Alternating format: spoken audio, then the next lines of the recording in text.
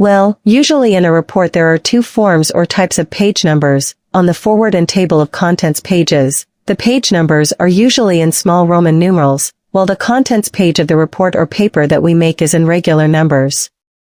Usually to make these pages, the document files are separated, one file specifically for the table of contents and forward pages whose page numbers are in small Roman numerals, while the other document file is for the contents of the report, paper, or thesis whose page numbers are in numbers or regular numbers. However, we can combine the two forms of page numbers into one document file.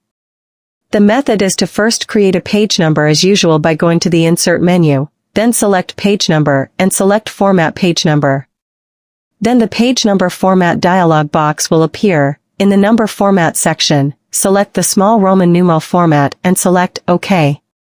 After that, select Page Number again, then determine the position of the page number according to your wishes, whether at the top or bottom. Now, to create page numbers with numbers or regular numbers, you can place the cursor on the page before the contents page of the report or thesis. For example, the contents of the report or thesis start from page 3, then place the cursor at the end of the second page.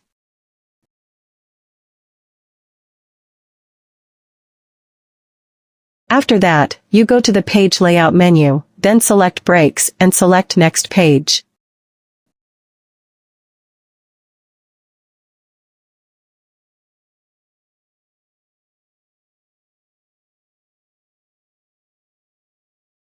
Then you go back to the Insert menu, then to Page Number, then to Format Page Number.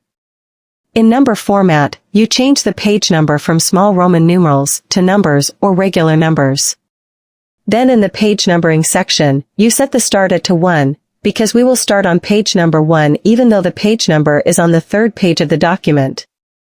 After that, click OK to save the settings, and you can see the results. How easy, right? Hopefully this tutorial can be useful for all of you. See you in the next video.